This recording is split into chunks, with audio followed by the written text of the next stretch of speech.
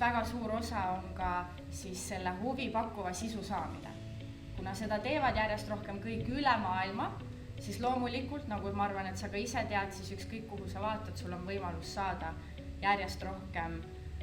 õppida uusi trikke, vaadata mingeid koreograafiaid,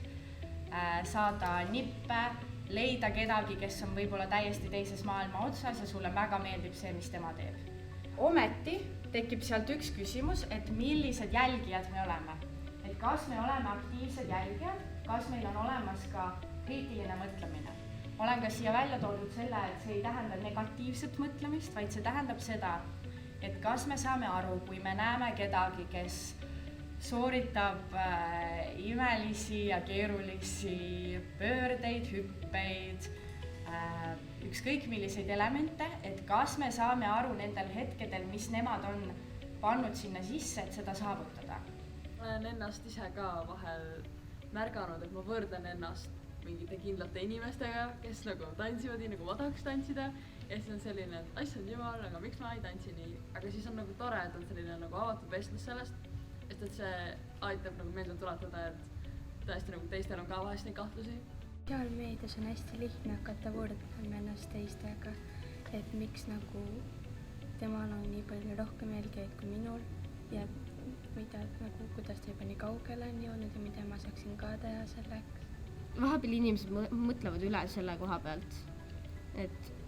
tegelikult need likeid ei tähenda nii palju,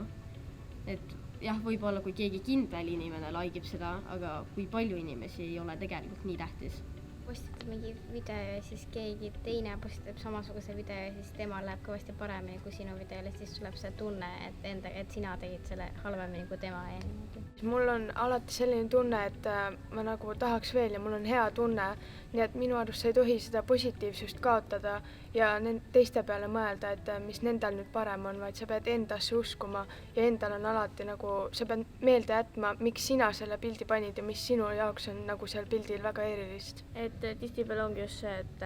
kui sa vaatad oma mingisugust vanu videod või pilte tagasi, mis sa postitad Instagram või kuskile sotsiaalmeedia platvormile ja sa mõtled, et mulle enam üldse see pilt nagu ei meeldi, miks ma nagu tegin seda üldse. Aga ja vahepeal tihti tuntakse ka piinlikkus selle pärast, et sa tegid seda. Aga ma arvan, et see peaks nii olema, et nagu, kui sulle selles ajahetkes see meeldis ja nagu see tundus nagu õige teha seda, siis ma arvan, et see ongi normaalne ja pole vahet enam, mis asi see praegu on ja mis nagu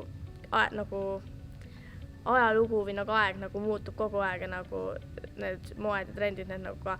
kaovad ja tulevad jälle uued ja siis nagu see ongi loomulik, et nagu mingid asjad nagu ununevad ja siis tulevad jälle uued asjad peale. Iga kord, kui sa võtad telefoni, siis su aju tegelikult ei jõua nii-öelda eelmisest tegevusest siia telefoni ja samas, kui sa juba paned telefoni ära ja lähed nagu tagasi eelmise tegevuse juurde, siis su aju on alles telefonis. Ideaal oleks see, et me hakkame järjest rohkem märkama neid, kas meil tekivad mingid kibedamad tunded, kas me ei suuda keskenduda, kas sul võib tekkida ärevus, kui sa paned hoopis telefoni ära, kas sul tekib ärevus, kui sa võtad telefoni kätte ja seal on hästi palju infot, mis sa saad. Et kõige tähtsam on lihtsalt ise hakata tasapisi ennast õppima ja vaatama seda, et mis tunded sinul tekivad. Ma näiteks just kustutasin ära kõik sotsiaalmeedia, et Instagrami ja TikToki ja mul ei ole Snapchatiga, kuna kooli asjadega on päris kiire ja no üldse ma jooksen nagu ETA ja kooli vahel, siis ma just tundsin, et see fear of missing out läks päris hulluks mul.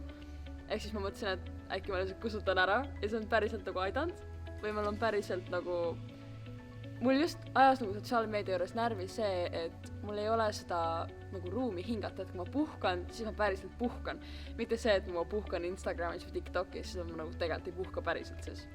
Ma saan aru, et ma olen sotsiaalmeedias liiga palju, kui mul tekivad probleeme keskendumisega, eriti kui ma õpin või ma tunnen, et ma lihtsalt ei saa piisavalt lihtsalt olla.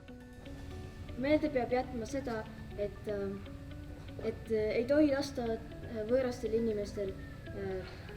panna sinu aju valet informatsiooni või negatiivset emotsiooni sinu endasse.